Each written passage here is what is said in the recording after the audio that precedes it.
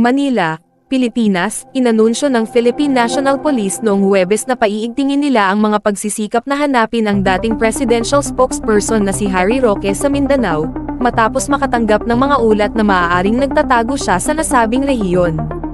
Ibinunyag ng PNP spokesperson na si Police Brigadier General Jean Fajardo na hindi nagtagumpay ang mga naunang operasyon ng manhunt na isinagawa sa Central Luzon at Calabarzon.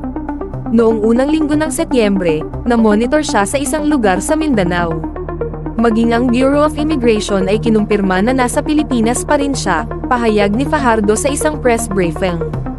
Binigyang diin ni Fajardo na hindi lamang sa Davao City tatutok ang manhunt, kundi sa iba't ibang bahagi ng Mindanao.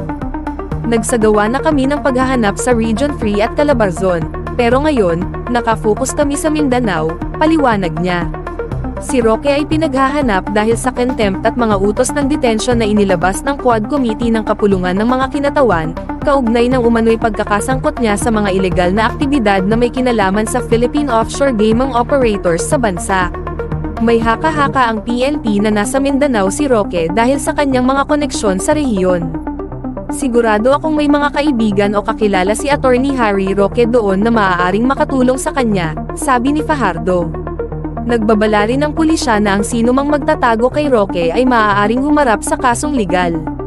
Nais naming ipaalala sa mga nagkukupkup kay Attorney Roque na maaari kayong makasuhan ng obstruction of justice kung sadyang itinatago ninyo ang isang taong hinahanap ng Philippine National Police at iba pang ahensya ng batas. Babala niya, sa kabila ng patuloy na pagsisikap na siya'y madakip, nagagawa pa ring makaiwas ni Roque sa mga awtoridad habang nananatiling aktibo sa social media, kung saan patuloy siyang nagpapalabas ng mga pahayag at video.